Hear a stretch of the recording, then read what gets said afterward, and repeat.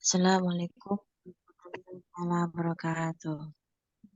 Waalaikumsalam warahmatullahi wabarakatuh. Alhamdulillahirrabbilalamin. Alhamdulillahilladzi bini'matihi tatimmus salatu wa da'wat wa huwa yaqbalu taubatan ibadihi syahid. Allahumma shalli ala khairil wal anam wa ala alihi washabbihi sahibul lami wa alika mamma ba'd.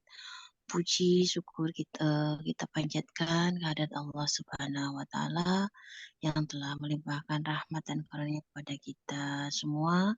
Sholawat serta salam semoga tercurah kepada junjungan Nabi Agung kita Muhammad Sallallahu Alaihi Wasallam, berkah Allahumma selamat sholli ala sahabatnya dan para pengikutnya. Semoga kita dipertemukan di jannahnya Allah. Amin amin ya rabbal alamin. ya rabbil Berkah pada alamin. hari ini, semoga Allah tetapkan keistiqomahan kita dengan terus menentang segala malas kita dan terus mengikuti kajian rutin online melalui virtual Zoom bersama Bapak Rusdi dan teman-teman juga para PMI yang dinaungi oleh SMI dengan topik malam ini politik gagasan vs politik transaksional. Baik teman-teman, terima kasih banyak. Sama-sama kita buka dengan bacaan basmalah dan sama-sama kita tidak lupa selalu berdoa, yaitu doa menimba ilmu ya, karena apapun yang kita temui di saat kesendirian kita dalam mencari nafkah itu adalah semuanya ilmu, baik ilmu kesabaran, keistiqomahan, keikhlasan, segalanya hal-hal yang baik kita jadikan ilmu, segala hal-hal yang buruk kita jadikan kekuatan. Dan kita semua insya Allah mudah-mudahan usia kita berkah, rezeki kita berkah. Dan dengan adanya kajian rutin ini semoga menjadi pahala, amal jariah dan menjadi jembatan datangnya segala kebaikan untuk kita semua. Amin amin ya rabbal alamin. Amin, amin ya Sama-sama rabbal kita alamin. berdoa. Bismillahirrahmanirrahim. Allahumma sholli ala Bismillahirrahmanirrahim. sayyidina Muhammadin salatan taj'aluna biha min ahli ilmi zahiran batinan wa tashurna min ibadika sholihin fi dunya wa urana wa alihi wa sahbihi wa salim ala adhini barakatin al-fatihah. Bismillahirrahmanirrahim. Alhamdulillahirabbil alamin arrahmanirrahim maliki yaumiddin. Iyyaka na'budu wa iyyaka nasta'in.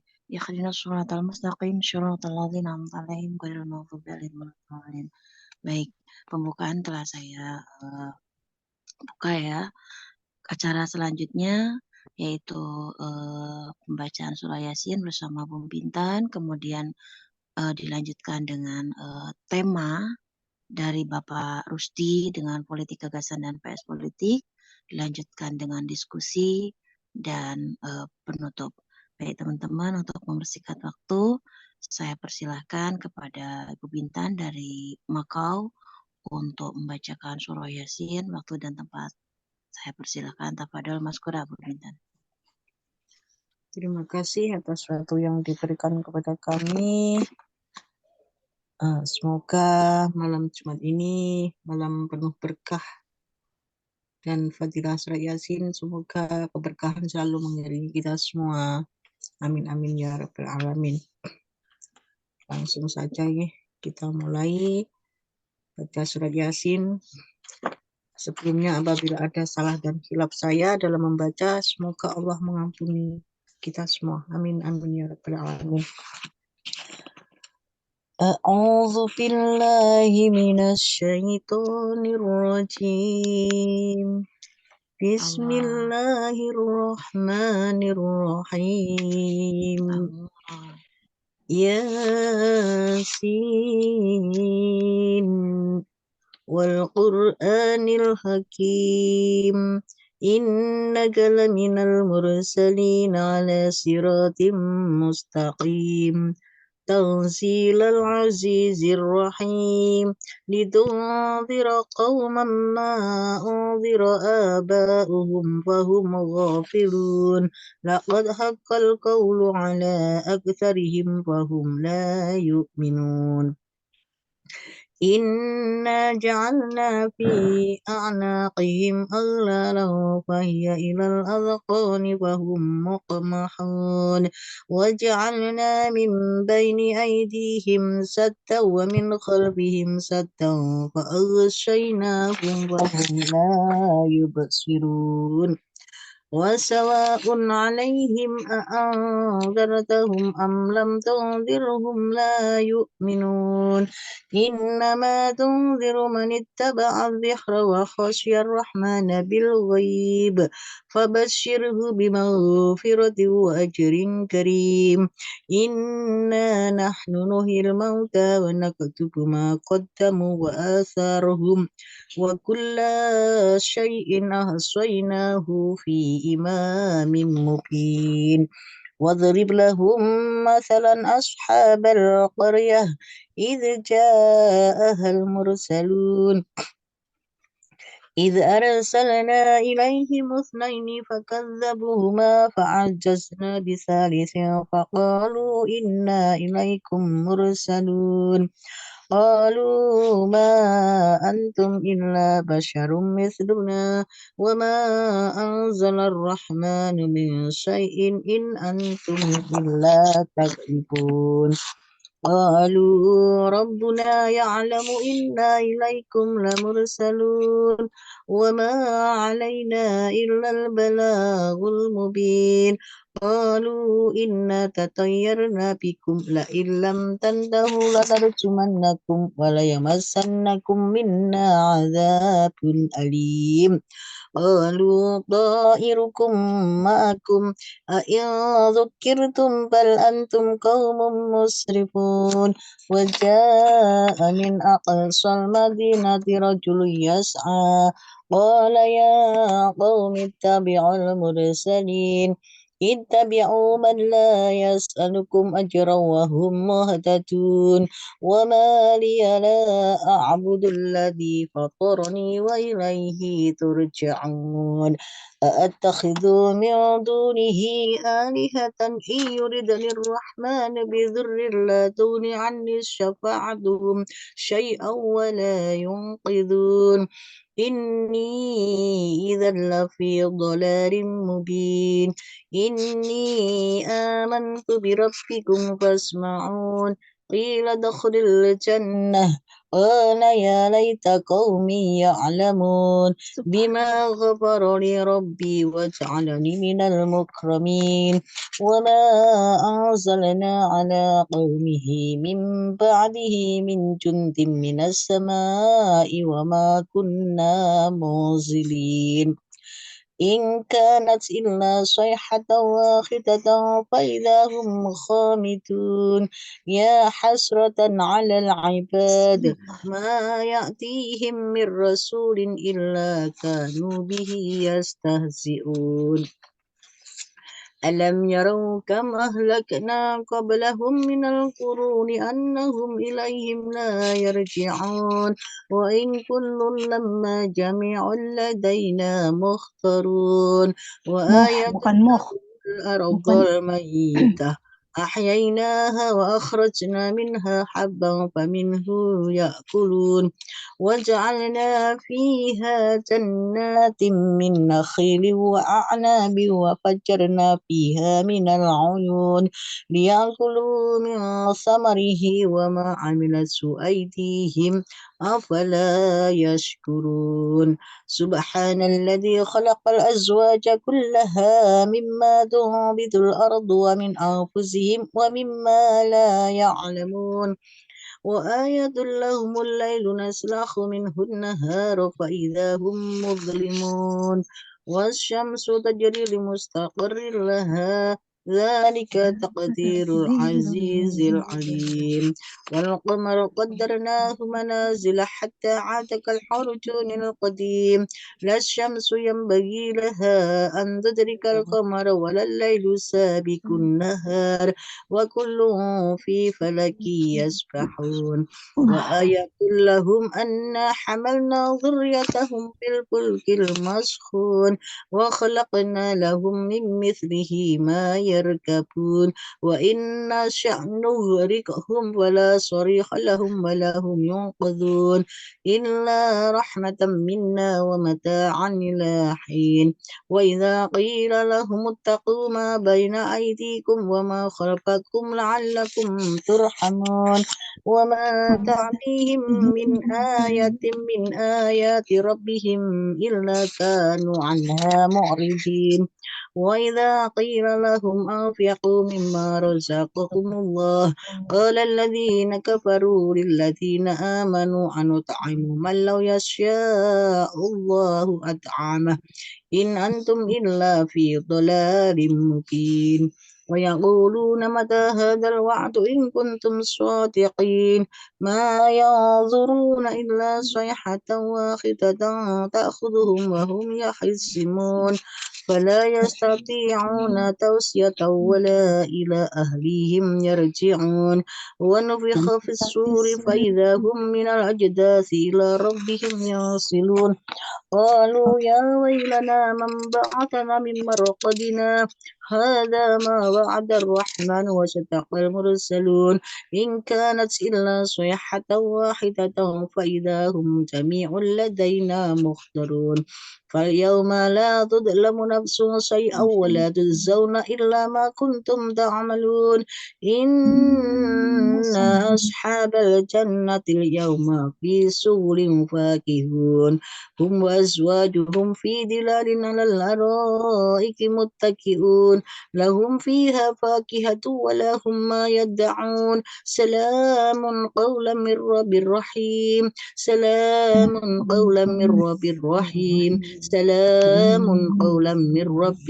رحيم وامتازوا اليوم أيها المجرمون ألم أهد إليكم يا بني آدم ألا تعبدوا الشيطان إنه لكم عدو مبين وأن اعبدوني هذا صراط مستقيم ولقد أضل منكم جبلا كثيرا أفلم تكونوا تعقلون هذه جهنم التي كنتم توعدون اصلوها اليوم بما كنتم تكفرون اليوم نختم على أفواههم وتكلمنا أيديهم وتشهد أرجلهم بما كانوا يكسبون ولو نشاء لطمسنا على أعينهم فاستبقوا الصراط فأنا يبصرون ولو نشاء لمسحناهم على مكانتهم وما استطاعوا مضيا ولا يرجعون ومن نعمره نكسه في الخلق أفلا يعقلون وما علمناه الشعر وما ينبغي له إن هو إلا ذكر وقرآن مبين لينذر من كان حيا ويحق القول على الكافرين أولم يروا أن خلقنا لهم مما عملت أيدينا أنعاما فهم لها مالكون وظللناها لهم ومنها ركوبهم ومنها يأكلون ولهم فيها منافع ومشارب أفلا يشكرون واتخذوا من دون الله آلهة لعلهم ينصرون لا يستطيعون نصرهم وهم لهم جند مخبرون فلا يحزنك قولهم إنا نعلم ما يسرون وما يعلنون أولم يرى الإنسان أنا خلقناه من نطفة فإذا هو خصيم مبين وضرب لنا مثلا ونسي خلقه قال من يحيي العظام وهي رميم قل يحييها الذي أنشأها أول مرة وهو بكل خلق عليم الذي جعل لكم من الشجر الأخضر نارا فإذا أنتم منه توقدون أوليس الذي خلق السماوات والأرض بقادر على أن يخلق مثلهم بلى وهو الخلاق العليم إنما أمره إذا أراد شيئا أن يقول له كن فيكون فسبحان الذي بيده ملكوت كل شيء وإليه ترجعون صدق الله العظيم الحمد لله رب العالمين. Terima kasih. Wassalamualaikum warahmatullahi wabarakatuh. Waalaikumsalam warahmatullahi taala wabarakatuh. Masya Allah, tabarakallah. Allahumma rahmna bil Quran, jazakallahu khairan. Bunda Bintan dari Makau, semoga Allah tetapkan keistiqomahan kepada penjenengan. Terima kasih juga selalu Alhamdulillah menemani ya. kita ya di malam Jumat ini. Selamat malam Bang Rusdi, Alhamdulillah sudah hadir. Terima kasih banyak atas waktunya selalu. Selamat malam, Mbak Sama-sama baik Ustaz. yang membacakan ataupun mendengarkan, kita hanya minta doa keistiqomahan dalam setiap hal-hal kebaikan saja ya teman-teman. Baik, Amin. apabila ini pemateri kita yang kita tunggu-tunggu sudah hadir, kita sama-sama doakan beliau juga panjang umur, berkah usianya dan terus menikmati kebersamaan bersama kita ya. Insya Allah. Baik teman. Gimana? Asinan. Permoy. Apa? Permoy. Pasah tangan. Sebentar. Baik ya teman-teman, kita lanjutkan barusan dari ikon sejenak. Terima kasih banyak kepada Bang Rusdi yang selalu bersedia memotivasi kita dengan tema-tema yang sangat luar biasa. Pada malam hari ini saya juga tertarik banget. Apa sih politik gagasan dan PS politik transaksional? Ternyata politik itu ada transaksinya juga ya. Mari sama-sama kita sambut dengan doa kebaikan untuk pemateri kita. Waktu dan tempat kami persilakan tanpa doa masykurah. Bang Rusdi, silakan. Ya, makasih. Bismillahirrahmanirrahim. Assalamualaikum warahmatullahi wabarakatuh. Bismillah, Waalaikumsalam alhamdulillah, warahmatullahi syukurillah. Pada malam ini kita bisa bertemu lagi di tengah kesibukan kita masing-masing. Semoga semuanya dalam kondisi sehat walafiat nih. Sehat walafiat dan Amin. juga senantiasa dalam keberkahan dari Allah Subhanahu wa taala. Tadi saya Amin. baru jenguk teman kena stroke gitu. Teman UPA gitu kan. Karena emang kerjanya sibuk terus, sibuk kerja dari pagi sampai malam dalam tekanan karena bagian yang ngolah data ya.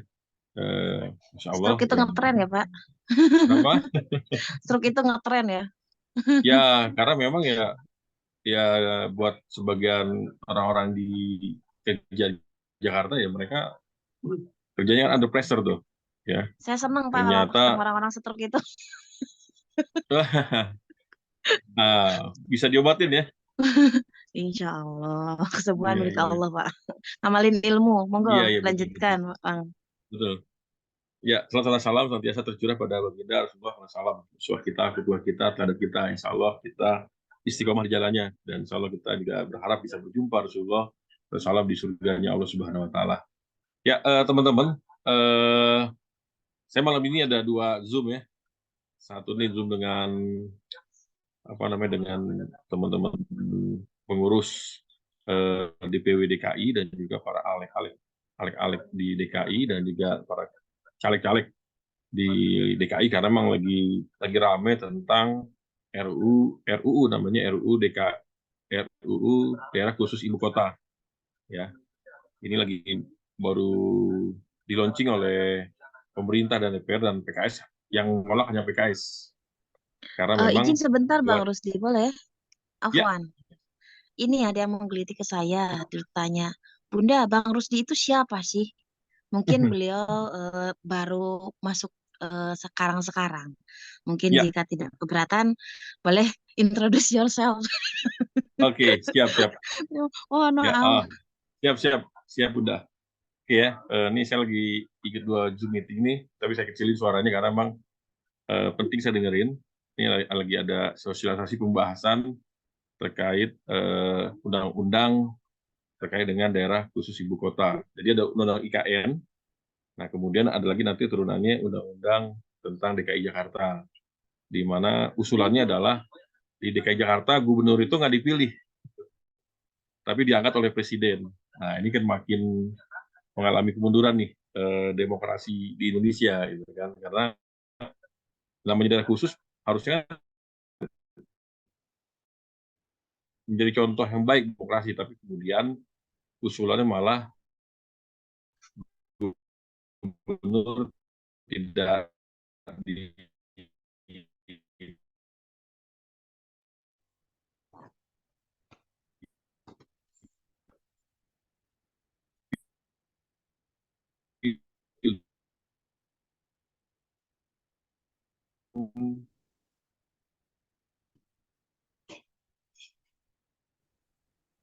eh, pekerja atau jaringan buruh dari bidang jaringan pekerja saya, kemudian Departemen Pekerja Migran, Bang Fatur Rahman, kemudian Departemen Advokasi, namanya Pak Budi Setiadi, kemudian Departemen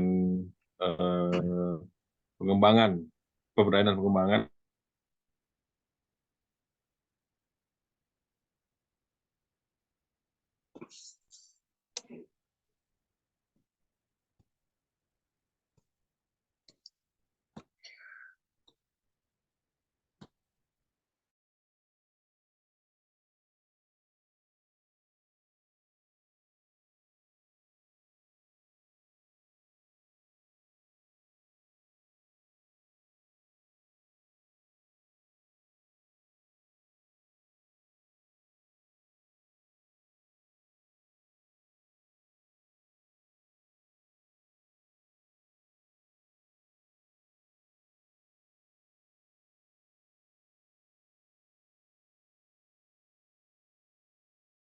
Assalamualaikum. Nggak ada suaranya ya? Teman-teman, ada suaranya nggak? Mental kali itu. Kayaknya mental sinyal kayak itu. Nanti masuk lagi. Nggak ada suara. Nggak ada. Nggak ada. Cuma mental.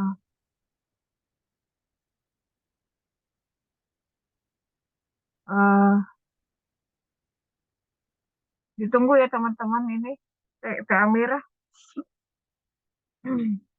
Mental nggak ada di sini. Saya lagi ambil keju ke dapur. Sorry. Ambil nongkrong. Baik, Oh, udah ada. teman-teman. Udah ada. Oh, alhamdulillah sudah ada ya. Oke. Udah benar. Oh, ini masuk nih. Udah masuk lagi ya? Oke. Oke. Tunggu, Kirain masih belum waiting. Sabar teh. Mangga.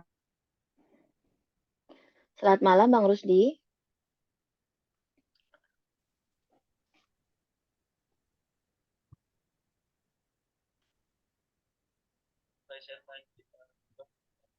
ya maaf nih, sinyalnya hilang tiba-tiba. Terbental ya Bang. Ya, mohon maaf ya. Ya, yang pertama background saya itu, saya sebagai Ketua Departemen Jaringan Pekerja. Nah, kebetulan memang untuk jaringan kerja, baik guru-guru, pekerja, ya termasuk guru, dan juga pekerja migran, secara jaringan, saya yang ditugaskan ya, untuk bisa membangun jaringan dan juga bagaimana menguatkan ke depannya. Nah, hari ini kan Sahabat Migran Indonesia baru lahir ya. Di samping SMI, saya juga membackup atau menguatkan jaringan buruh, ojol juga, gitu. Dan juga jaringan-jaringan lain ya, ada perawat, ada guru, dan seterusnya lah.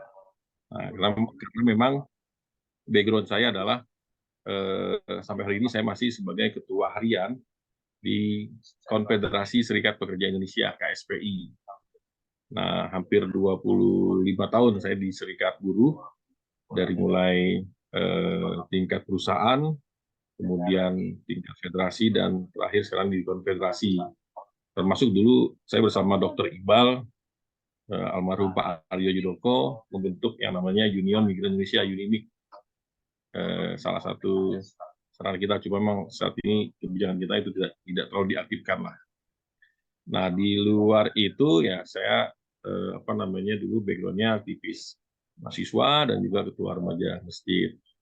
Nah, yang terakhir ini sebagai sambilan ya, last minute saya diminta untuk menjadi salah satu bacalek PKS untuk DPR pusat. Itu kira-kira mengenai saya. Nah, dia ketua jaringan banyak ya Pak. Ya. Tapi bukan tukang jaring ya Pak. Iya. Lanjut Bang. Oke, ya, itu sekilas mengenai saya. Saya tinggal di Jakarta Selatan, tepatnya di Pancoran. Ya, di Pancoran. Saya dan istri kebetulan asli Betawi, tapi saya pernah tugas juga di Aceh, dan istri juga menantau di Kuningan ya, dan seterusnya. Ya, alhamdulillah bisa ketemu teman-teman.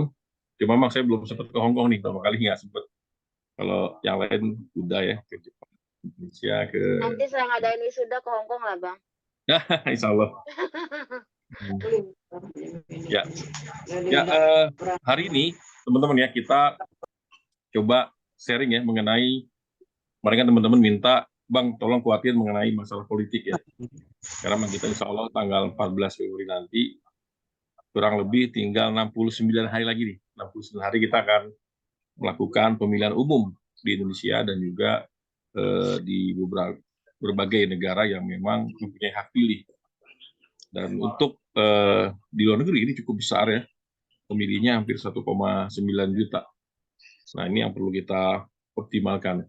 Nah sebelum saya masuk ke ranah apa itu politik gagasan dan politik transnasional, nah saya coba ingin substansi dari politik dan demokrasi kita adalah bagaimana adanya keterlibatan banyak orang,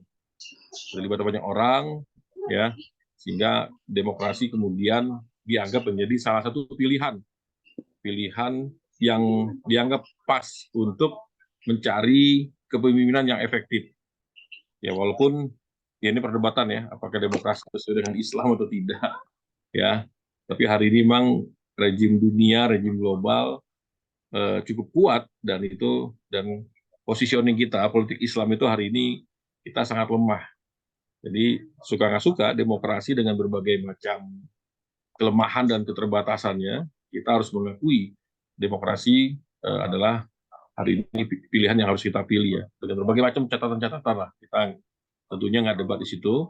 Yang jadi patokan kita adalah kita memaksimalkan kemanfaatannya sebaik-baiknya untuk kepentingan umat dan untuk kepentingan masyarakat. Jadi PKS konsepsi dasarnya seperti itu. Ya apapun yang kita lakukan adalah dalam rangka untuk kepentingan umat dan kepentingan masyarakat. Sehingga politik itu buat PKS adalah ujung atau hasil atau output yang kita harapkan dari pemilu 2024 ataupun nanti ada pilkada, pilgub, pemilihan gubernur, pemilihan bupati, wali kota dan seterusnya adalah bagaimana pemimpin terpilih ya itu kemudian bisa bekerja dengan baik dengan timnya, dengan menteri-menterinya, dengan DPR-nya dan seterusnya, mampu menghasilkan satu kebijakan-kebijakan yang endingnya adalah bagaimana memberikan kemanfaatan yang maksimal untuk kepentingan masyarakat dan juga kepentingan umat. Itu yang paling penting tuh. Ya, paling penting. Kalau kita kaji lebih dalam lagi nanti dasarnya adalah bahwasanya dalam berpolitik, dalam ekonomi, dalam bisnis ya, dalam bermasyarakat, dalam berkeluarga sesuai dengan maqasid syariah. Maqasid syariah itu tujuan bersyariah ya. Tujuan syariah adalah menghasilkan satu hukum-hukum, satu kebijakan, satu aturan maqasid syariah kalau kita belajar ekonomi syariah atau politik Islam ya. Yang pertama adalah namanya hibzuddin, memelihara agama. Ya, memelihara agama. Yang kedua hibdun nafs, memelihara diri kita, memelihara kemanusiaan. Yang ketiga hibdun akal, menjaga pemikiran. Yang keempat hibdun nakal, memelihara keturunan. Dan yang kelima adalah hibdun mal, memelihara harta. Nah ini kapan-kapan kita bahas nih. Ini satu pembahasan menarik dan mendalam ya. Jadi kita hari ini nggak ngebahas itu, tapi endingnya adalah itu tuh. Jadi politik itu bukan untuk kepentingan pribadi. Nah ini yang bedanya partai ideologis dengan partai dinasti atau partai-partai yang sangat pragmatis ya gitu kan.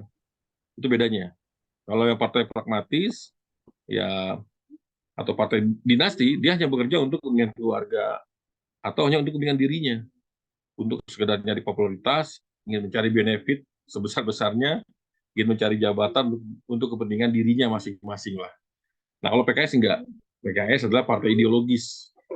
Ideologis ini ide ini berarti gagasan. PKS ini adalah partai gagasan, partai yang punya punya mimpi bagaimana terwujudnya satu tatanan sosial ekonomi masyarakat ya yang berkeadilan, yang sesuai dengan perintah-perintah dari Allah dan juga dan Rasulullah.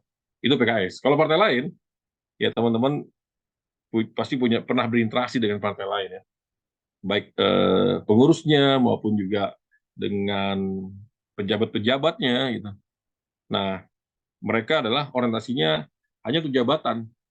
Mereka ingin menjadi anggota DPR hanya untuk mencari jabatan, hanya untuk mencari popularitas, atau ingin mencari jabatan untuk kepentingan bisnisnya, untuk kepentingan keluarga besarnya atau dinastinya, untuk kepentingan sukunya dan lain sebagainya. Nah, itu partai-partai lain. Sehingga mereka punya, kalau kita dasarnya adalah mimpi kita yang kemudian kita mengikuti mimpi-mimpi Rasulullah ya, mimpi-mimpi dan perjuangan para nabi. Nah, kalau mereka enggak, mereka itu prinsip dasar politik transaksional adalah kalau menang dapat apa, kalau kalah dapat apa, gitu. Jadi buat mereka menang kalah harus dapat, ya. Ini jadi masalah gitu, sehingga mereka hari ini berteman dengan A, besok berteman dengan B, hari ini mereka bermusuhan dengan A, hari ini mereka menyerang B, itu biasa buat mereka. Itu makanya dibilang tidak ada dalam politik pertemanan abadi, yang ada adalah kepentingan abadi. Itu buat mereka, buat kita enggak. Buat kita yang memang kita punya mimpi-mimpi kita punya mimpi-mimpi besar ya, yang sesuai dengan kita dalam rangka untuk menggapai ridho Allah, dalam rangka untuk mewujudkan sebuah tatanan masyarakat madani seperti masyarakat Madinah yang dibangun oleh Rasulullah. Nah, itulah mimpi kita tuh. Ya, buat kita berpolitik adalah perjuangan. Buat kita berpolitik adalah pengorbanan. Perjuangan apa? Ya, perjuangan untuk membentuk sebuah tatanan sosial masyarakat yang memang sesuai dengan dasar-dasar Islam yang atur gitu. Masyarakat terciptanya dari mulai terciptanya diri pribadi yang muslim, pribadi yang soleh gitu kan, kemudian juga keluarga yang soleh, masyarakat yang soleh gitu kan, termasuk adalah negara yang kemudian mempunyai etika-etika kemanusiaan, etika keagamaan dan seterusnya. Itu kita. Tapi kalau mereka enggak, mereka karena orientasi pribadi, pada pemilu ini mereka partainya A, misalkan partainya Gerindra, ya. Konflik di dalam tahun depan, pemilu depan mereka pindah ke partai namanya Partai Nasdem. Konflik lagi ya, karena konflik bisa kalah, bisa menang, ya mereka bisa pindah lagi itu ke yang lain, mencari peluang-peluang yang dianggap buat mereka itu akan memberikan manfaat buat mereka, pindah lagi dan seterusnya lah. Nah, itulah politik yang memang dasarnya orientasi pribadi, ambisi pribadi. Nah, ini yang jadi masalah di kita hari ini. Ya, sebagian masyarakat, sebagian pengurus-pengurus partai, sebagian anggota-anggota legislatif dan calegnya orientasi pribadi. Nah, di PKS kita berupaya semaksimal mungkin terus diingatkan ya kader-kadernya, caleg-calegnya segala macam. Orientasi kita adalah ingin menegakkan kalimat Allah. Orientasi kita adalah ingin melaksanakan perintah Allah, yaitu bagaimana memakmurkan bumi, menjadi khalifah fil ard, ya, pemimpin di muka bumi ini, wakil Allah di muka bumi ini, dalam rangka untuk menegakkan kalimat Allah, dalam rangka untuk menjunjung tinggi syariat Allah. Ya, kita yakin bahwasannya Islam adalah solusi, Islam adalah satu-satunya solusi yang bisa mensejahterakan umat manusia, bisa melindungi kaum buruhnya, tapi juga bisa menghargai para pengusaha-pengusahanya, orang-orang besar lainnya. Nah, ini kira-kira nih perbedaan secara umum. Ini mohon maaf saya nggak bikin materi karena memang 1-2 hari ini agak padat nih. Nah, itu yang pertama tuh terkait dengan apa politik gagasan dan juga apa politik transaksional gitu kan. Nah, yang kedua, secara fakta memang politik gagasan ini relatif ya dalam kondisi masyarakat yang pragmatis, kondisi masyarakat yang tidak diedukasi, ini kita sulit nih. Kita sulit untuk bisa meraih simpati dari masyarakat. Ya. Misalkan gini, PKS terkenal dengan partai ideologis, PKS dikenal dengan partai gagasan. Ya. Tapi kalau PKS tidak melakukan edukasi politik, tidak melakukan pencerahan kepada masyarakat, dari mulai orang terdekat kita, kemudian terus meluas sampai ke masyarakat itu, maka ini agak susah. Satu sisi, partai-partai yang sering melakukan transaksional, mereka hari ini sudah menguasai parlemen, mereka menguasai kekuasaan, dan bahkan mereka menguasai media mainstream, baik televisi maupun media cetak dan online, itu dikendalikan oleh mereka.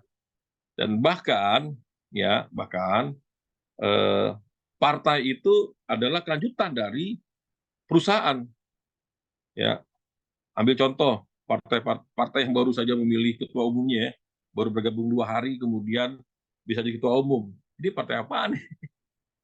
Ini bukan partai ideologis, ini partai yang nggak jelas gitu kan. Karena apa? Kita tahu di belakang partai ini adalah ada yang disebut dengan bohir atau oligarki. Nah, bohir oligarki ini punya kepentingan bisnis, ya. Nah, dalam rangka bisnis supaya berkembang, maka dia memerlukan orang-orang yang bisa duduk di parlemen, duduk di pemerintahan, agar regulasi-regulasi yang ada di parlemen atau di pemerintahan bisa mereka kuasai. Bukan hanya regulasinya, tapi ujungnya mereka bisa mengelola dana dan potensi-potensi dana yang besar yang mereka kelola. Jadi si pengusaha-pengusaha besar ini awalnya dia hanya bisnis, ya punya bank, punya perusahaan properti, punya pabrik terigu, misalkan Indomie segala macam. Nggak cukup mereka sampai itu. Agar mereka kemudian terus berkembang untuk kepentingannya, ya. Ambil contoh gini, yang namanya pemilik rokok Jarum dan BCA, itu 2 kakak beradik namanya Michael dan Budi Hartono. Michael dan Budi Hartono sekarang itu kekayaannya itu sudah hampir 700 triliun. Ya. Dan mereka tentunya ya, mereka ingin berkembang terus tuh. Ingin berkembang terus-menerus. Bagaimana supaya berkembang? Maka mereka bikin media, punya TV, punya media-media cetak, media online, untuk bagaimana bisa mempengaruhi kebijakan-kebijakan dan opini-opini di Indonesia, supaya mereka citranya bagus, ya, nggak ada yang berani nyerang mereka. Kalau mereka diserang, mereka bisa serang balik. Nah, nggak cukup mereka bikin media, mereka kemudian juga bikin partai.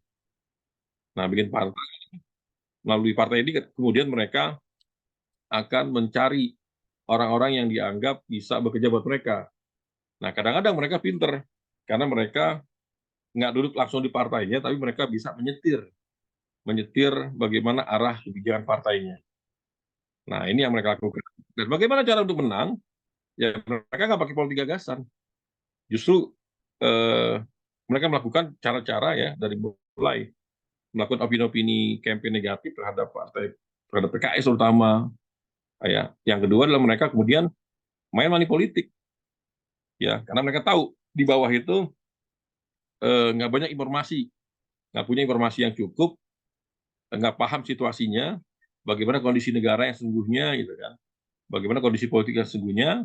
Ya, buat mereka yang hari ini kebetulan mereka lagi kondisi nganggur ataupun lagi nggak punya uang, ketika ada yang ngasih uang 100.000, 200.000, ya mereka ambil tuh, atau dijanjikan sesuatu apalah, gitu kan. Nah, ini hari ini realitas politik Indonesia seperti itu tuh. Kenapa PKS suaranya hanya mentok di 8%, ya? Karena memang kita hari ini edukasi kita ke masyarakat ini belum maksimal. Kita baru sampai menguasai di kota-kota besar saja. Karena memang kan PKS banyak dibentuk, background-nya rata-rata adalah berasal dari background aktivis kampus, ataupun yang kemudian mereka dari aktivis kampus kemudian mereka bekerja di banyak perusahaan, ya, baik yang di dalam negeri maupun di luar negeri. Tapi untuk bisa masuk ke lini-lini lain ini masih sulit. Pesantren kita belum menjangkau banyak, ya. Pesantren kita di daerah belum menjangkau banyak ke daerah-daerah lah. Jadi PKS kalau di kota besar, Jabodetabek, insya Allah suaranya bagus, karena memang masyarakatnya lebih melek informasi dan teredukasi. Andai kata kita nggak edukasi pun, ya mereka bisa punya pemahaman yang cukup kuat. Tapi di daerah yang pelosok, ya, misalkan di Jawa Barat ya, kalau kota Bandung, kemudian Depok, Bekasi, Bogor, itu relatif PKS kuat. Tapi udah mulai masuk ke Pangandaran, ke Ciamis, ke Indramayu. Nah, itu suara kita udah mulai kurang bagus tuh. Karena memang yang lebih kuat adalah politik-politik transaksional yang mereka bisa ngebayar orang ya dari mulai harganya 20.000 per orang, 25, 50 dan seterusnya untuk yang warganya, untuk yang tim sesnya ya mereka ada yang difasilitasi umroh, ada yang difasilitasi dapat A dan B dan seterusnya lah. Nah, ini kedua nih yang mau saya sampaikan. Jadi memang realitas politik hari ini kenapa suara PKS hanya 8% karena memang kita belum mengedukasi. Dan kalau kita belum mengedukasi, maka masyarakat nggak punya daya tahan tubuh, daya tahan pemikiran itu. Insya Allah kalau kita edukasi dengan baik, ya ketika ada serangan fajar, ketika ada serangan fajar ya, itu insya Allah nggak banyak yang gerak. Tapi kalau kita kemudian jarang mengedukasi masyarakat, jarang deketin mereka, maka ketika ada serangan fajar atau ketika ada serangan-serangan negatif campaign, kita pasti kalah tuh. Ya, PKS anti Maulid, nggak ada PKS anti Maulid. Tapi kan itu terus digaungkan ya, digaungkan PKS anti Maulid, anti solawat, itu nggak ada gitu kan. Nah, itu yang kedua. Nah, tapi yang ketiga tadi basis politik transaksional adalah pemikiran, pemahaman. Kalau menang saya dapat apa, kalau kalah saya dapat apa. Nah, itu yang bikin ngerusak tuh. Sehingga dengan pemahaman seperti itu, seseorang nggak punya idealisme. Idealisme terbeli oleh ya tadi tuh. Kalau kalah saya dapat jabatan, kalau menang jabatan, kalau kalah minimal saya dapat jabatan juga atau apa juga. Dan itu bukan hanya di elit politiknya, tapi juga kemudian masuk ke ranah-ranah di bawahnya. Nah, kemudian bagaimana kita menyikapi hal ini nih ya? Nah, saya bisa share screen nih, share screen. Mana share screen?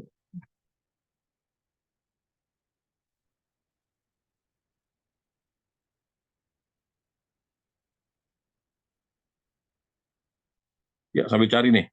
Ya, jadi bagaimana kita menyikapi ini? Nah, ini perlu kerja ekstra nih.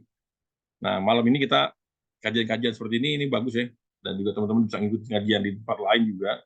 Ini bagus bagaimana kita bisa bisa terus memahami apa sih yang menjadi ciri khas PKS ya.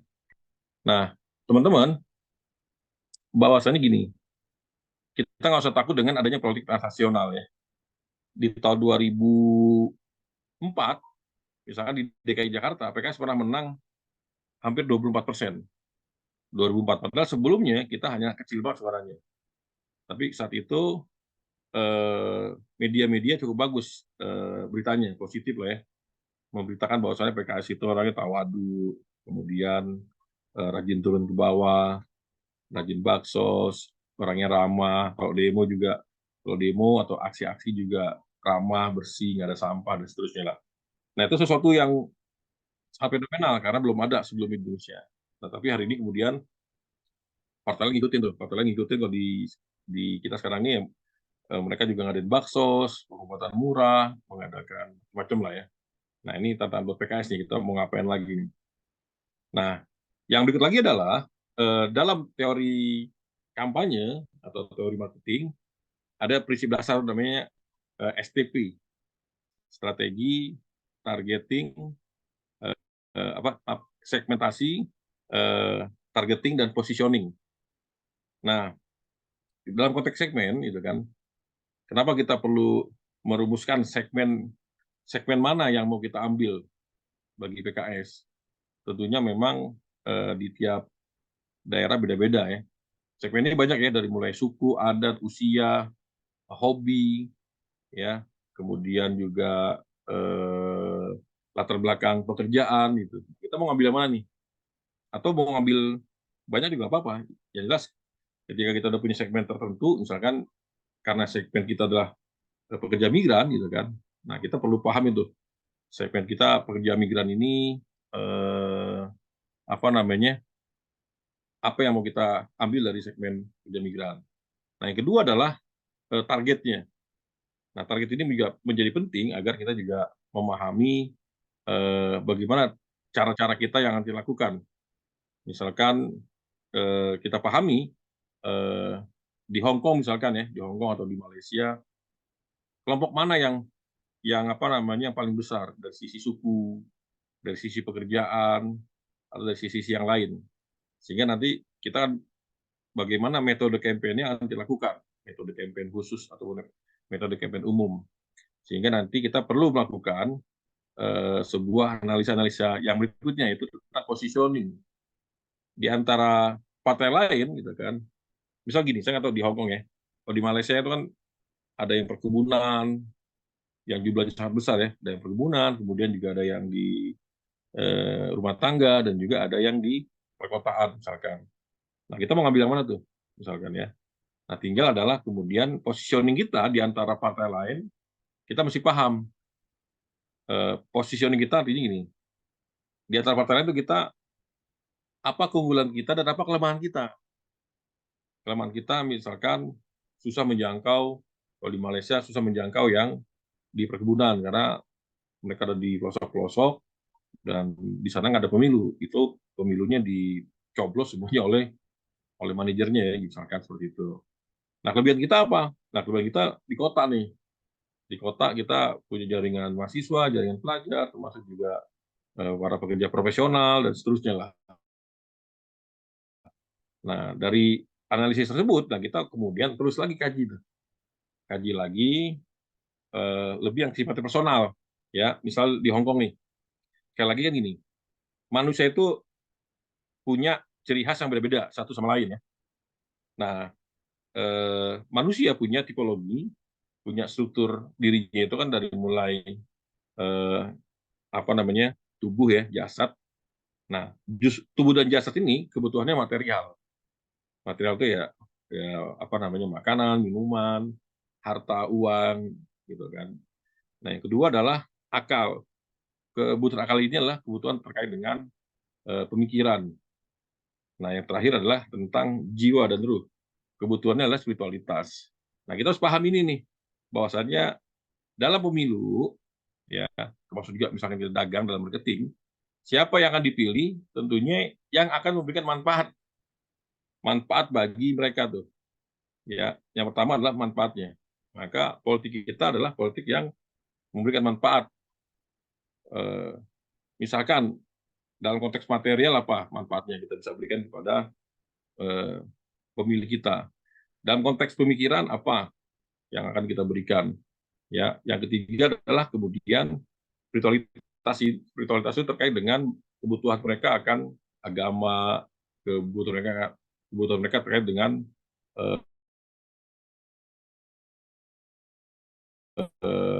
apa namanya kebahagiaan ya. Nah, karena gimana?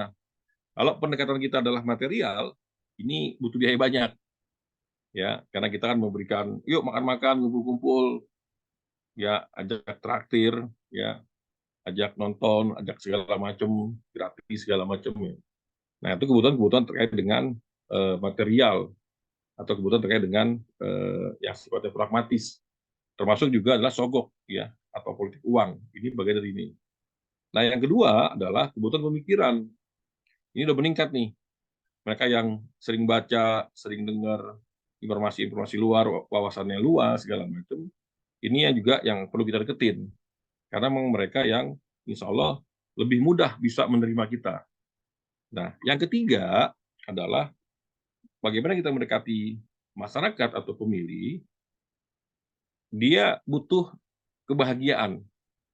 Bahagia ini bukan hanya masalah agama ya, tapi juga adalah termasuk juga hal-hal yang sifatnya sederhana. Kita sapa, kemudian kita berikan perhatian, kita berikan apa namanya, ajak gabung dalam suasana-suasana yang penuh kekeluargaan. Ini juga bagian dari strategi campaign. Nah, sehingga di antara politik gagasan, nah dan juga politik transaksional, kita mau ngapain nih? Nah, politik gagasan kadang-kadang memang tidak bisa dinikmati sekarang, karena kita bicara tentang gagasan masa depan, yang kita bicara tentang visi masa depan. Nah, bagi yang dia background-nya senang baca, senang ikut kajian, pengajian segala macam, insya Allah mereka nyambung tuh, mereka bisa sabar, ya bisa sabar karena mereka punya ketika kita jelaskan tentang analisisnya itu, mereka kemudian paham. Tapi bagi mereka yang jarang di pengajian, jarang wawasan juga terbatas, mereka nggak mau ribet-ribet. Hari ini mereka ada yang ngajak makan, ada yang ngasih hadiah besar segala macam, mereka itu dipilih mereka, ya. Nah, tapi jangan khawatir. Ada lagi tadi tuh yang saya sampaikan, yaitu tentang tidak semuanya orang butuh hadiah, butuh material ya, tapi juga bisa gagasan, dan juga tentang adalah bagaimana bentuk kepedulian. Ya, jadi tambah lagi nih, selain ada politik gagasan, bicara tentang ide-ide, gagasan masa depan, yang kedua adalah politik transaksional, dan yang ketiga, pendekatan terkait dengan pendekatan bisa melalui spiritualitas, bisa dalam bentuk pendekatan kekeluargaan, kesukuan, segala macam, ini juga harus kita lakukan, terutama pendekatan dengan hati ya, bagaimana mereka tahu kita ini tulus, ikhlas, menyentuh mereka, berjuang dengan mereka, mengajak mereka. Ini jauh lebih efektif nih, ya. Ini jauh lebih efektif ketimbang politik transaksional ataupun politik gagasan. Karena yang kita sentuh adalah hatinya, emosionalnya yang kita sentuh. Kalau udah kita bisa sentuh emosionalnya, baik itu karena pertemanan, baik karena kekeluargaan, kepedulian, ini dahsyat. Apalagi kalau misalkan kita udah peduli, kita baik ke mereka, kita sapa mereka, ditambah dengan politik gagasan. Nah, ini yang akan membuat kuat ya, dan mereka insya Allah akan memilih kita. Nah, tinggal bagaimana politik gagasan itu bisa lebih familiar. Saat ini ada empat isu, ya, 3 isu utama, dan nggak bisa ngomong ya.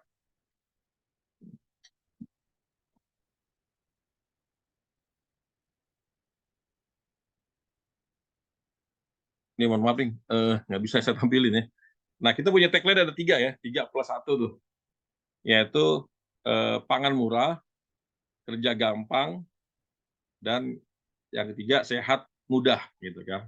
Nah, ini politik yang PKS tawarkan, plus satu lagi adalah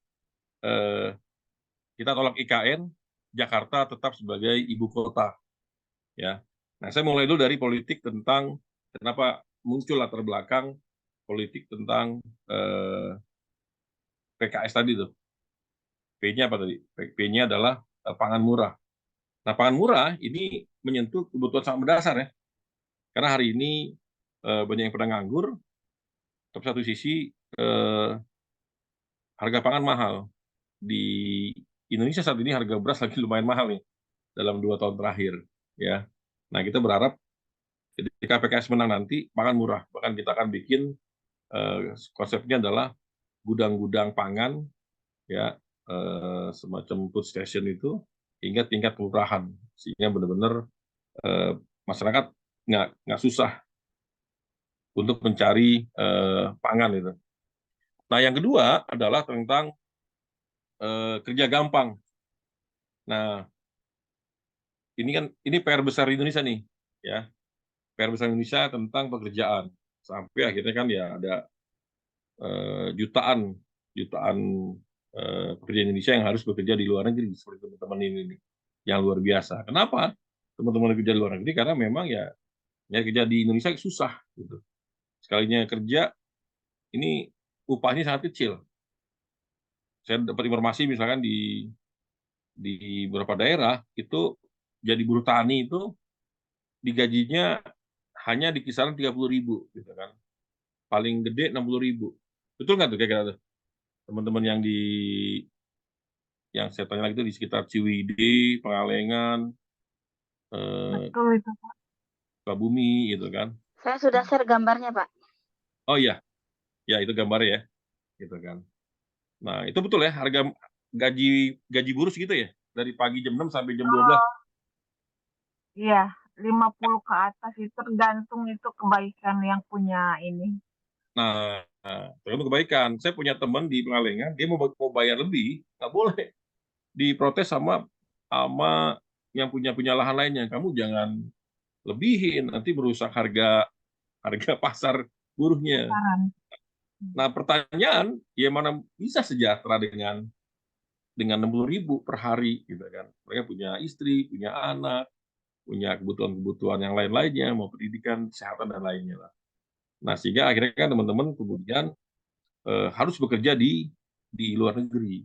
Dan kebetulan ya lumayan besar. Di Korea bisa 28 juta. Di Hong Kong berapa kalau di rupiah itu standarnya? Saya kalau bertahu sekarang ini gaji per bulannya. Kalau di rupiah kan berapa ya? 9 jutaan kurang lebih. 9 juta ya, gitu kan. 9 juta. Ini kan alhamdulillah 9 juta di Indonesia hanya Jabotabek yang 5 jutaan. Ya, di beberapa daerah di luar Jabotabek itu hanya kisaran 2 juta sampai 3 juta. Di Jawa Tengah bahkan rata-rata hanya 1,9, hanya 2 juta, hanya Kudus yang 2,5 juta.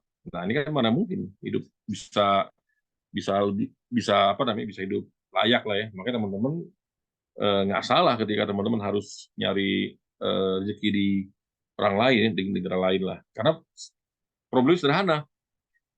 Problemnya adalah ketika pasal 27 ayat 2 itu di Undang-Undang 45 bahwasanya setiap warga negara berhak mendapat pekerjaan yang layak, itu nggak diseriusin oleh pemerintah.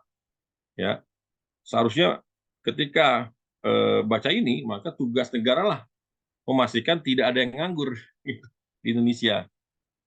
Nah, jadi saya mau sampaikan, sejahtera itu termasuk nyari pekerjaan itu bukan hanya tanggung jawab pribadi, tapi juga tanggung jawab negara. Negara hadir, negara ada dengan segala macam amanah dan kekuasaan yang diberikan kepada negara, harusnya ending dari pemilu nanti nyari kerja gampang. Bukan hanya nyari kerja gampang, tapi juga pendapatannya layak. Gitu kan.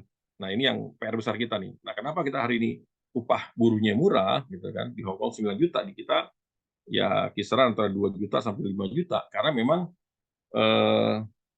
kita udah salah atur nih, udah salah tata kelola ya. Pemerintah kita, Pak Jokowi terutama ini udah salah tata kelola sehingga tunduk patuh hanya kepada pengusaha-pengusaha asing dan asing. Ya, keuntungan-keuntungan yang didapatkan dari minyak sawit, dari tambang, nikel, emas itu tidak menambah kas negara. Kalau nambah kas negara, insya Allah tuh pemerintah bisa membuat BUMN atau BUMD atau BUMDes ya dengan budget yang lumayan sehingga kemudian bisa terbentuk atau tercipta lapangan pekerjaan di tingkat desa. Ya, kita ini kan luar biasa nih, petani kita luar biasa, tapi kan yang berkembang karena kita pertanian kadang-kadang kalau lagi panen raya, cabai misalkan, lagi panen raya itu sekilo hanya 5.000, 7.000. Bawang merah kalau lagi panen raya itu jatuh bisa-bisan. Nah, karena kita nggak dibangun tuh industri-industri pas ini kalau ada panen raya diapain ya, misalkan cabai dijadiin perlu ada pabrik apa namanya saus di lokasi itu. Kalau bawang ada pabrik bawang goreng, kalau ikan ya di daerah Ambon gitu, dan di pesisir-pesisir lainnya itu kita punya pabrik-pabrik besar yang memang tuh dimiliki oleh masyarakat, oleh apa namanya, oleh pemerintah daerah. Ya, bisa nggak uangnya dari mana? Bisa. Kita nih luar biasa ya. Qatar, Arab Saudi punya minyak aja bisa kaya. Ya, nah kita punya minyak CPO, 60% CPO dunia itu dari Indonesia. Nah, harga bensin hanya 10.000 per liter. Harga minyak goreng, liter berapa? 15.000. Ya, harusnya kita punya 60% CPO, bahan dasar untuk bikin minyak goreng dan bahan dasar untuk kosmetik. Indonesia tuh harusnya kaya banget. Itu baru dari CPO doang. Belum dari emas yang dirampas oleh Amerika setiap tahunnya melalui Freeport. Belum lagi oleh tambang-tambang lainnya ya, di Halmahera, di Morowali. Halmahera itu dari Maluku Utara, Morowali di Sulawesi, itu tambang-tambang yang luar biasa tuh. Ya, nikel-nikel segala macam. Nah, kenapa kita masih miskin? Karena memang mereka ngambil barang itu semau-maunya dan pemerintah kita diem aja. Baru 2 minggu lalu saya diskusi dengan beberapa jenderal terkait masalah perburuhan. Setelah saya sampaikan fakta-fakta, mereka oh iya sadar ternyata memang buruh Indonesia di dalam negeri pun hanya dieksploitasi aja. Ya, dieksploitasi. Satu sisi, pemerintah kita kemudian memberikan karpet merah kepada pengusaha-pengusaha asing, terutama Cina dan beberapa negara lainnya.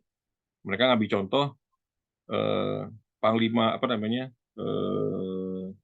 dari mulai polisi sampai TNI di berbagai daerah, termasuk bupati-bupati di Morowali, di Papua segala macam, itu nggak bisa mengawasi dan masuk ke perusahaan-perusahaan asing dari Cina. Akhirnya banyak penggelapan pelaporan yang harus mereka bayar pajak tinggi, mereka bayar upeti tinggi ke Indonesia, akhirnya mereka nggak bayar upeti dan tidak bayar ini karena mereka cukup megang bahwasannya ini proyek nasional di backup oleh yang namanya Luhut Binsar Panjaitan. Seperti itu tuh. Jadi sebenarnya kalau Indonesia ini benar, mohon maaf nih ya, teman-teman tuh nggak usah bersusah payah kerja di luar negeri. Sepanjang gaji dan negerinya cukup, ya. Ya kalau memang ada kerja luar negeri, tentunya nggak sebanyak kayak sekarang lah. Kenapa hari ini teman-teman dari berbagai daerah harus ke PMI? Sederhana, karena memang ya, pilihan di dalam negeri nggak bagus gitu kan. Nah, itu kerja gampang tuh. Kita berharap kalau Indonesia menang, maka insya Allah pendapatan dari sumber daya alam itu sesuai pasal 33 45 bahwasannya seluruh kekayaan alam di luar negeri, seluruh kekayaan alam yang ada di muka bumi ini adalah milik negara dan digunakan untuk setinggi-tingginya bagi masyarakat. Ya, pola kerjasama kita dengan perusahaan-perusahaan asing ini yang sangat lemah. Pemerintah kita tidak punya posisi tawar yang kuat dan mereka bahkan menjadi centeng-centengnya dari pengusaha-pengusaha asing-asing tadi lah. Nah, yang ketiga, sehat gampang. Nah, sehat gampang sama tuh solusinya. Ya, kalau BPJS gratis, kesehatan ya, BPJS ada dua, BPJS tenaga kerja dan BPJS kesehatan. Kalau BPJS kesehatan gratis, ya sekarang ini kan yang kelas 3 itu rumah sakit kelas 3 itu 40.000 per bulan. Kalau 12 bulan itu hanya sekitar 480.000 lah atau 5.000 per orang. Kali seluruh warga Indonesia 270 juta, maka hanya butuh 135 triliun. Nah, kalau pendapatan kita ini benar, kita tuh per tahun bisa pendapatan kita itu bisa sampai 5.000 sampai 7.000 triliun. Uang buat kesehatan gratis hanya 135 triliun, kecil banget. Tapi hari ini uang yang masuk ke negara nggak lebih dari 2.000 triliun. Potensi 3.000 triliun lagi itu lepas karena memang negara kita hari ini adalah negara pemimpinnya betul pemimpin boneka yang dikuasai oleh korporasi, dikuasai oleh asing dan asing. Nah, partai politik yang ada pun partai boneka. Ini mohon maaf ya, ini karena kita hari ini ngebahas ini gitu kan. Maka partai-partai ini bekerja bukan untuk rakyat, tapi bekerja untuk kepentingan oligarki. Mereka dimodalin jadi DPR, mereka dimodalin jadi gubernur, jadi presiden, tapi ketika mereka jadi, mereka bekerja untuk oligarki. Karena satu jalan buat mereka untuk menang adalah melalui politik nasional tuh. Mereka ngasih uang 100.000, 200.000 ke masyarakat gitu kan. Bahkan nih ada aturan baru saya dengar, tapi saya belum dalamin lagi. Ya ngasih sesuatu itu boleh maksimum seharga 100.000. Misalkan sembako murah, paket segala macam lah. Nah kalau ini jadi, ya mereka menang karena mereka paling banyak uangnya. Bisa jadi uang rampokan atau program-program pemerintah yang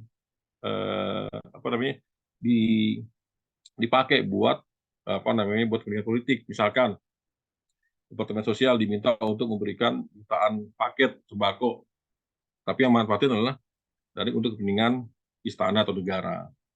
Nah, kembali ke tema sebagai terakhir adalah yang terakhir saya menjelasin selain tiga tema ini adalah tema tentang Jakarta tetap ibu kota.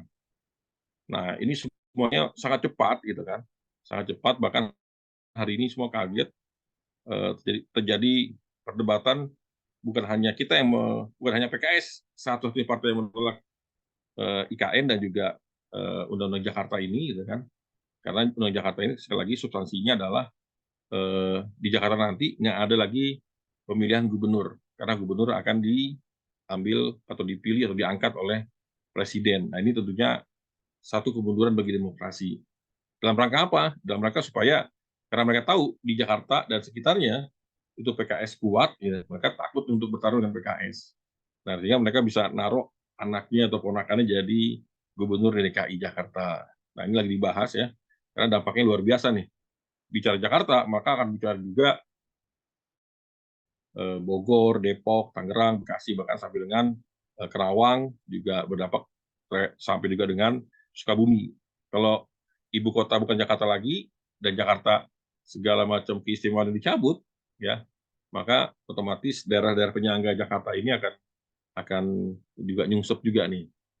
Nah, satu sisi dibangunnya IKN di Kalimantan, ternyata Kalimantan kan belum siap dan butuh, dan sekarang ini udah dana sekitar 400 triliun ya, yang harus dipakai buat yang lain, ini udah diambil ke sana. Dan ini prosesnya panjang. Sekarang harus ngebangun nanti kantor DPRD-nya, kantor permintahan, seluruh permintahan dari kementerian itu harus dibangun di sana, segala macam. Nah, ini proses yang sangat sangat tidak rasional. Dan terakhir ada informasi bahwasanya ya banyak pejabat-pejabat kita, termasuk salah satu capres itu Prabowo, punya tanah yang sekian banyak di Kalimantan Timur, sehingga mereka punya kepentingan ya untuk bagaimana kalau ibu kota di sana tentunya harga tanah jadi mahal dan seterusnya lah. Nah, ini kira-kira ya, jadi untuk PKS dan teman-teman semua di Hong Kong, hindari politik hoak. Nah, yang kedua adalah kita akan fokus kepada politik gagasan PKS, yaitu pangan murah, kerja gampang, sehat murah. Substansi dari tiga ini adalah bagaimana negara hadir, bagaimana kemudian negara menyediakan pangan murah, kemudian menyediakan pekerjaan dengan cara apa? Ya, tanggung jawab pencipta lapangan kerja itu bukan investor, tapi adalah negara. Ya, dari mana uangnya negara itu? Jadi pemerintah bisa ambil dari pajak-pajak dari tambang-tambang ya. Oh, jadi gini, saya pernah baca satu kajian, kalau pertanian, perkebunan yang umum gitu kan, yang sayuran itu tanda petik tidak akan membuat seseorang itu menjadi kaya banget lah. Kaya tapi nggak kaya banget. Kalau bisnis pertanian itu yang tadi sayuran itu berkahnya lah. Beras juga berkahnya lah. Tapi kalau yang akan menolong bangsa ini adalah hasil tambang. Hasil tambang, minyak itu yang benar-benar itu negara harus menguasai benar-benar lah. Karena manfaat dari tambang minyak itu harga dunianya cukup tinggi, itulah buat subsidi ya. Buat subsidi pendidikan gratis, kesehatan gratis, nganggur bisa subsidi, plus pangan murah, dan seterusnya lah. Nah, ini yang kira pembahasan kita malam ini, teman-teman bisa mempelajari ini. Dan terakhir tadi saya lupa, di luar politik gagasan dan politik rasional, kita juga perlu pendekatan politik dengan pendekatan emosional atau spiritualitas. Karena kita tahu manusia selain punya jasad yang kebutuhannya adalah material, manusia juga punya akal yang kebutuhannya adalah pemikiran, dan manusia juga punya hati, punya jiwa yang kalau kita bisa sentuh jiwanya, kita sentuh hatinya, insya Allah mereka lebih kuat. Ditopang lagi dengan politik gagasan, insya Allah kita akan lebih kuat. Nah, itu kira gambaran dari PKS. Tinggal kita mau gimana nih. Silakan buat teman-teman, ada yang mau sharing, ada yang mau tanya, silakan. Saya kembalikan kepada moderator Bunda Mira. Modal. Baik, Masya Allah ya, pembawa materinya aja begitu menggebu-gebu gitu. Jadi yang ngantuk itu nggak jadi-jadi nih. Monggo, silahkan teman-teman nih, topiknya sangat menarik sekali ya. Bukan hanya berpolitik, tapi memang ini kita harus mengetahui ilmu ini gitu loh. Silakan teman-teman boleh speak up, boleh acungkan tangan, acungkan kaki, atau apapun boleh, monggo.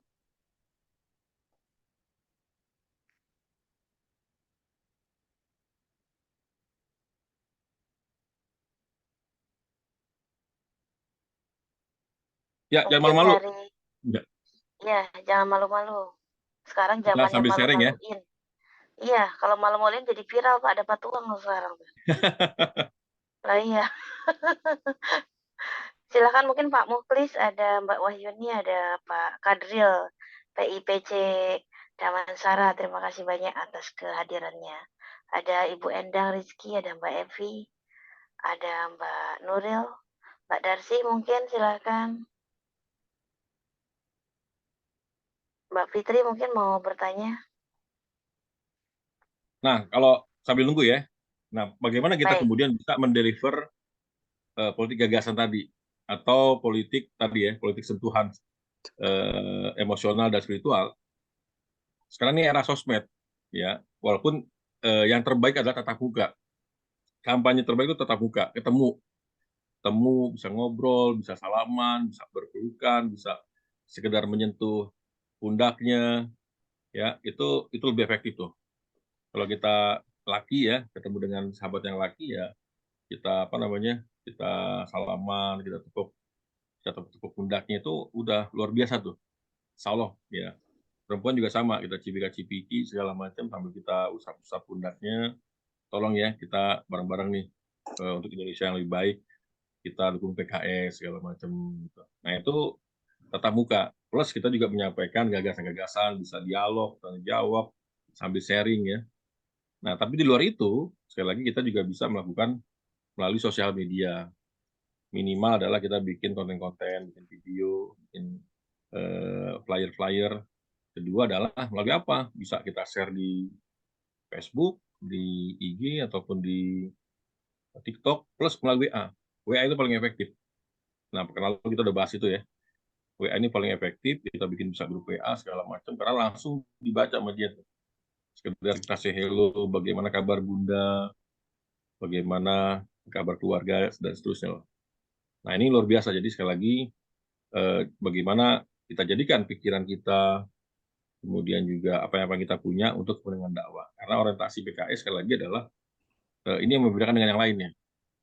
PKS kita semua mau bercapek-capek, mau berkorban waktu, mau berkorban uang, berkorban ilmu, karena kita yakin untuk mendapatkan surga Allah tidak semudah yang kita bayangkan. Untuk mendapatkan ampunan Allah tidak semudah yang kita bayangkan. Untuk mendapatkan pertolongan Allah, ya harus kita senantiasa berjihad, ya, berhijrah, beriman, berhijrah, kemudian berjihad di jalan Allah. Jihad dengan apa? Apapun yang kita bisa lakukan, kita lakukan. Dulu saya didoktrin oleh guru-guru saya, jihad itu kalau jihad gitu kan, itu harus habis-habisan. Ya, kalau mau jadi mujahid, ya. Tapi kalau mau jadi mujair, ya santai aja udah, nggak usah berjihad. Tapi kalau mau jadi mujahid, apa yang kita punya hari ini, udah kalau hari ini kita lagi pemilu, tanda petik ya, bukan hanya tanda petik, bukan hanya caleg atau pilihan kita yang habis-habisan secara pikiran material, tapi kita semua di bawah juga sama. Ya, nggak ada istilah menang mereka menikmati, enggak. Buat kita di PKS, apapun yang kita lakukan itu ada nilainya di mata Allah Subhanahu Wa Taala. Baik, Kalau ada menang, yang raise hand, Bang. ya silakan ya. Baik. Ya, dari Bu Bintan, silakan Bu Bintan. Ya. Oke. Assalamualaikum warahmatullahi wabarakatuh. Waalaikumsalam warahmatullahi wabarakatuh. Waalaikumsalam warahmatullahi wabarakatuh. Ya, sesuai dengan apa yang Bapak sampaikan tadi, saya juga mengenai kemajuan dan kemunduran kita juga bisa menyimak dari berita TikTok, apalagi di TikTok itu kayaknya berita valid, berita langsung ya Ustadz ya. Nah, keadaan di Indonesia kan sedikit kita mengetahui walaupun kita di luar negeri gitu. Jadi kita pun bisa menyimak, memilih pemimpin mana yang benar-benar memperjuangkan negeri kita dan agama kita. Nah itu, terutama itu. Dan sekarang begini, masalah BMI kan pasti diambil suaranya gitu ya untuk pemenangan. Nah, saya mohon Bapak yang di atas, jadi untuk BMI itu sangat-sangat diperhatikan gitu. Karena BMI juga berjuang untuk pemenangan, memilih pemimpin yang amanah dan adil. Nah, begitu.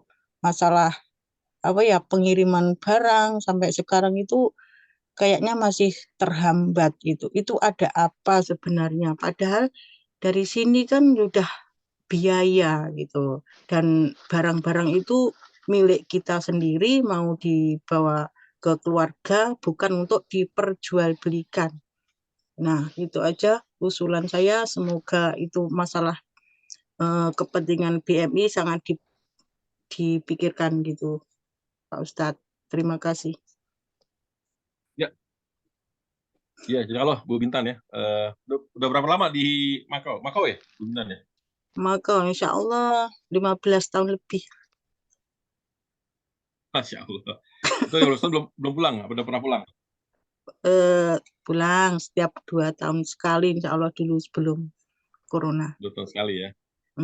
Ya, kemarin saya udah pernah sampaikan ya, saya udah ketemu dengan Jumhur, tim dari bidang buruhnya atau bidang naker dari DBPKS dengan Jumhur, karena Jumhur adalah salah satu co-kapten, jadi istilahnya co-kapten, tim intinya dari Pak Anies Baswedan, dan Pak Jumhur juga adalah mantan ketua atau kepala BNP 2 TKI. Nah, kemudian sekarang Pak Jumhur juga ketua KSPSI ya di buruh. Nah, kita sudah sampaikan, kita PKS akan membackup Pak Anies, termasuk juga untuk isu pekerja migran atau buruh migran. Nah, kita minta untuk bisa serius. Nah, salah satu nanti usulan dari kita dan kemudian dan juga menjadi concern dari Pak Jumhur ke Pak Anies adalah akan dibentuknya semacam divisi atau bidang atau atase ya, khusus perburuhan tuh.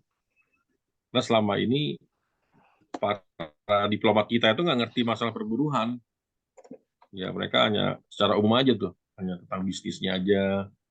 Nah, kalau Filipina ya, itu luar biasa, mereka menganggap bahwasannya memang pekerja migran ini lah sudah ya pahlawan, bener pahlawan devisa negara gitu kan. Yang kemudian mereka bela ketika memang ada masalah, mereka bela, kemudian ketika mereka butuh sesuatu itu diperhatikan oleh negaranya. Nah, ini kan kita luar biasa nih. Pekerja migran itu ya berapa sekarang ya? Data realnya berapa? Ada nggak 6 jutaan? Ya, ini kan luar biasa nih. Ya, walaupun misalkan 5 juta lah, kurang dikit lah, atau 4 juta. Ini kan angka yang luar biasa ya gitu kan. Nah, seharusnya pemerintah mau lebih concern, lebih perhatian ya. Apalagi yang di Jakarta aja ya banyak masalahnya buruhnya, apalagi yang kerja di luar negeri yang nggak langsung diawasi oleh pemerintah kita pasti banyak masalah. Nah, ini yang dari Pak Anies, salah satu program utamanya adalah tadi membentuk semacam Indonesia Officer ya untuk khusus masalah perburuhan. Dan yang duduk di situ ya memang orang yang ngerti masalah buruh, kemudian job desk-nya terkait dengan masalah buruh, apa kebutuhannya, termasuk tadi yang disampaikan Bu Bintan. Ketika mereka ngirim uang dipermudah, ketika mereka ngirim barang dipermudah, ketika mereka mau pulang juga dipermudah. Ini kan ya walaupun banyak perbaikan ya, dulu kan kalau mau pulang teman-teman semacam pulang Indonesia masuk perangkap baru gitu kan. Mau pulang tiba-tiba dia dibawa kemana-mana dulu, dibawa lagi ke terminal. tempat Terminal. perusahaannya lagi. Berarti perburuhan tuh banyak masalah juga ya, Pak ya. Tapi saya Banyak, Bu. lihat kalau untuk sekarang ini yang apa ya, kan ada mungkin seperti Bang Rusdi ini kan ketua jaringan buruh gitu ya.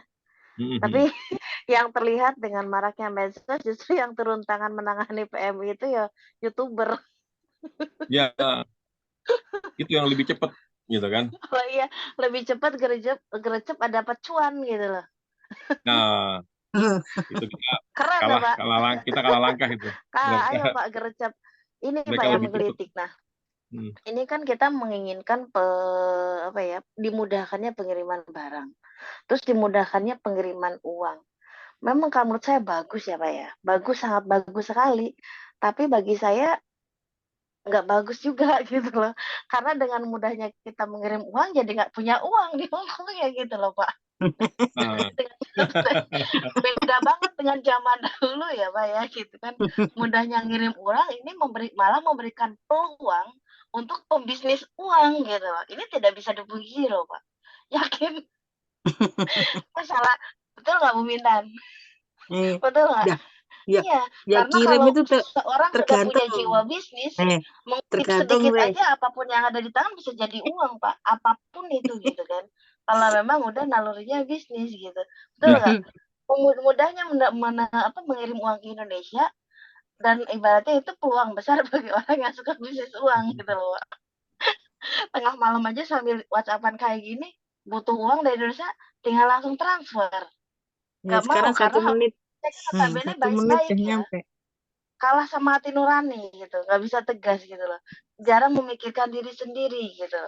Itu yang saya lihat ya, Pak. Mohon maaf, realita. Ya, betul. Jadi ada plus minusnya lah ya. Ada plus minusnya, makanya kan kita di PKS itu kita dalam rangka untuk membackup ya teman-teman pekerja migran, bukan hanya kita juga concern di negara tujuan nih, tapi bagaimana SMI juga terbentuk di di negara-negara Indonesianya ya, di basis-basis pengirim daerah pengiriman migran itu kita bentuk SMI itu. Nah, kita juga berharap ke depan program-program pemberdayaan ekonomi juga pemberdayaan bukan hanya kita punya mimpi tuh, bukan hanya di daerah tapi juga di tempat teman-teman berada nih. Lagi itu kita pernah diskusi dengan pemilik Sabana ya, bagaimana teman-teman tadi punya uang itu, sebagian uangnya ada yang dikirim ke Indonesia, sebagian ada yang didepositokan, misalkan, sebagian lagi kalau bisa justru semacam punya usaha koperasi di sana gitu kan. Iya, Punya justru usaha. itu saya sampai berpikir seperti ini. Sewaktu itu kan ada undangan Zoom ya Pak ya. Ini ada waktu 4 menit lagi nih, Teh Fitri udah japri. 4 menit lagi Teh katanya. Saya sampai waktu itu pernah diundang sebagai pemateri juga, sudut pandang dari penterapis mengenai kemelut keuangan para PMI Hong Kong gitu kan. Dari Inggris, dari mana-mana itu diundang gitu kan.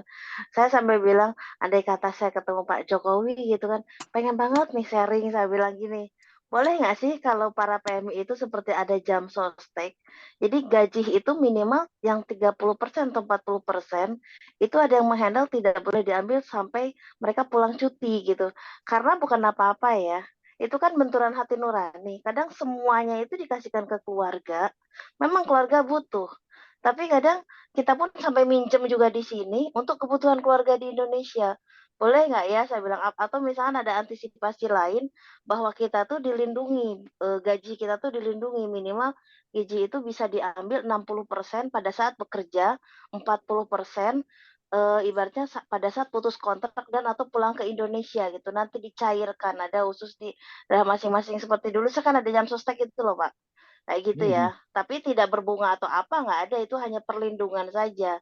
Karena jujur ya, kan saya sudah bilang, saya tempatnya orang-orang bermasalah, karena saya juga pusing, itu saya juga punya masalah gitu, dan memang masalah keuangan ini benar-benar yang membuat bertahan itu salah satunya itu ya keuangan ini gitu di Hong Kong ini gitu kan. Seperti mohon maaf ya Pak ya, ini cuma celetukan saya aja gitu kan. Karena bukan 1, 2, 3 orang, 20 tahun, 30 tahun, memang tidak semuanya. Tapi dari survei itu 83% kalau nggak salah itu. PMI itu banyak yang gagal itu ya karena keuangannya itu, Pak. 83% apa 87% survei itu pada tahun yang lalu gitu kan. Gitu. Ya itu sih seperti itu mungkin dari saya ya. Nah, ini menarik ya. Saya justru senang nih dapat informasi kayak gini nih. Ya, karena kan tadi ya kebutuhan orang beda-beda ya, kebutuhan dan masalahnya beda-beda. Nah, pelan-pelan nanti kita selesaikan satu-satu nih. Nah, ini ada informasi gini. Mungkin materi minggu depan boleh juga tuh tentang bagaimana apa namanya pengelolaan uang dan bagaimana mengelola uang baik tabungan atau pengiriman atau juga nanti ada istilah teman-teman kalau mau usaha, dan satu lagi nanti tuh mau di apa namanya mau ditabung di baitul mal atau diwakafkan sebagian ya. Wakafan itu kan bisa hanya 10.000, 20.000, 50.000 dan seterusnya lah. Nah, ini menarik nih, ini menarik untuk kita diskusi. Kalau memang nanti minggu depan mau bahas itu, kalau bahas ini saya nggak bisa sendiri nih, harus ada teman. Nah, kebetulan saya punya teman yang memang dia entrepreneur dan juga dia dikaitkan dengan bagaimana dana-dana teman-teman itu bisa bisa bisa tadi yang tadi Mbak sampaikan, bisa nggak kalau bisa diambilnya nanti pas saya pulang atau saya sekian tahun lagi lah gitu kan. Nah, ini menarik nih, karena memang ya problem utama kita kayak gitu tuh. Ya, kalau mau nanti minggu depan kita bahas itu. Saya punya teman yang dia tadinya bankir, kemudian menjadi pengusaha properti, dan terakhir dia menjadi pengusaha apa namanya, pengusaha pertanian dan peternakan di Lampung. Ya, dia orang Jakarta, orang Jawa, tapi dia punya usaha di Lampung. Tadi kalau Mang Iya, ini setuju, dari kita Pak Edang, tidak setuju pemerintah ikut campur gaji kita, uangnya kita handle sendiri. Iya sih, maksudnya gini, kita cari solusi yuk gitu, karena buka apa ya, survei itu sampai 87% masalahnya ke mulutnya keuangan, dan memang kita butuh survei-survei dan tahap kebutuhan itu kan semua orang kan beda-beda, sangat beda-beda gitu kan. Dan kebutuhan untuk diri kita tuh kadang terlalaikan gitu sampai kita menghabiskan usia kita di sini gitu kan kayak gitu. Tapi ya memang banyak bisnis juga, ada yang tertipu juga banyak banget sih masalahnya itu gitu kan bukan hanya dari keluarga saja. Itu ini hanya sebuah antisipasi gimana nih gitu kan. Sepertinya kok tidak diperhatikan gitu kan hal seperti itu. Kenapa sih bertahan di sini tuh sekian lama gitu sampai mohon maaf ya doa saya hanya satu loh untuk pulang ke Indonesia bukan punya uang bukan apa ya Allah pulangan saya dalam keadaan sehat walafiat dan bernyawa gitu aku doa aku cuma Masya itu Allah. satu iya doa aku cuma itu satu sehat lahir batin pulang ke Indonesia itu kayak gitu karena saya selalu meyakini kita datang ke Hong Kong pun sebenarnya ada hisab tersendiri atas karakter kita sendiri gitu kan atas apa ya kesempatan kedua gitu seperti bermain sinetron episode kedua gitu ini kesempatan gitu kan seperti itu ya Bang Rusti udah lewat 2 menit nih Oke, menarik sih saya, kalau udah bilang saya udah nanya nih, cerita seperti ini saya mau nanya, di sana saat ini teman-teman ini nggak usaha bersama di sana? Ada yang udah ada gimana punya nggak usaha bersama, semacam buka restoran atau usaha apa di sana gitu? Ada tuh. maksudnya ada Ada. sih Nah, itu tergantung, semua itu tergantung kita. Kita yang penting kebutuhan anak eh, dikasih berapa, nah jatah untuk anak itu dikasih berapa, yang sebagian harus kita punya rekening sendiri gitu. Mhm. Oke. Dan insya Allah, ini bisa 3 hari nih kalau bahas ini soalnya kan permasalahan orang beda-beda Pak oke. secara misalnya secara akademik nih secara akademik Mbak harusnya sekian persen masuk ke sini iya kalau ucapan sekarang tapi orang datang ke luar negeri itu rata-rata itu kadang mohon maaf ya broken home atau misalkan karena ada utang atau apa itu gimana tuh orang lagi punya utang suruh nabung iya nggak orang Indonesia itu adalah orang terbaik sedunia yang punya hati nurani jadi rela berkorban untuk orang lain itu sih yang perlu Iya, digarisbawahi iya jadi Oke. keluarga nggak tahunya hanya tega uang. nggak tega kecuali ada yang memang cut tidak boleh seperti saya nih kemarin saya kan alhamdulillah saya kan mendirikan klinik derma ya di sini ya jadi teman-teman bisa mencari penghasilan lebih di sana tapi saya bilang harus ada uang kas dan uang kas itu untuk kita lagi itu kebutuhan kita lagi gitu kayak gitu bahkan saya pun nanti insya Allah kalau di Indonesia punya wadah sendiri itu teman-teman selama masih di Hong Kong saya bantu membuatkan sebuah klinik jadi tabungannya jelas kemana kita bantu sama-sama dari PMI untuk PMI ayo ibaratnya gali potensi diri kalian gitu jadi teman-teman tuh manfaatkan di sini gitu baik-baik gitu seperti itu sih kalau keuangan mah yakin untuk keluarga semua baik mungkin Bang Rusdi ini 3 hari Ya, 7 malam ini nggak bakalan kelar ini ya kalau insya Allah ya, keuangan ingetin saya nanti saya akan ngundang teman yang akan iya coba ngebahas ini. Dan itu juga tadi ngebahas itu nggak bisa sekali berteman, ya, tapi paling tidak nanti betul saya coba betul betul ngundang karena dia backgroundnya banking tuh. Karena banking itu kan dia iya lebih hati-hati dalam mengelola uang.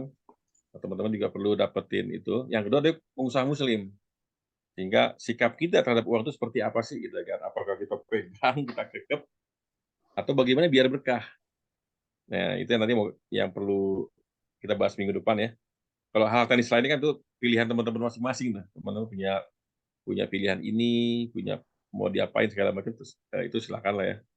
Itu mungkin lebih kurangnya saya kembalikan kepada moderator nih. Kalau masalah uang mas panjang ini. iya iya Itu kelihatan menarik. nggak kelar-kelar baik Coba insya terima Allah. kasih banyak Ya Bang Rizky sama-sama. mungkin ini Semuanya biar terima kasih sehat-sehat juga semua nih. banyak juga nih Mbak Endang Rizky untuk pemasukannya banyak sama ujung-ujungnya dibohongin banyak rich yang sah apa ya saya jadi korban jadi trauma gitu kan ya memang kita harus survei dulu tapi dulu saya pernah menjadi itu sudah survei ya gitu kan sampai sekarang masih kayak menjadi PR gitu kan apa sih apalagi ini mau pemilu ya mungkin kita ditanya apa yang kita mau gitu kan untuk PMI itu salah satunya apa gitu kalau slogan saya begini belajar apa ya belajar berkarya dan berbagi ciptakan happy melalui potensi diri ayo kita ciptakan happy apa sih yang kita sukai apa sih ya di Hong Kong ini kan banyak banget sekolah gratis tuh kita nih bisa apa gitu kan bisa jahit bisa itu ayo terus difokusin gitu kan itu sebenarnya sebuah metode terapi untuk menghilangkan broken dan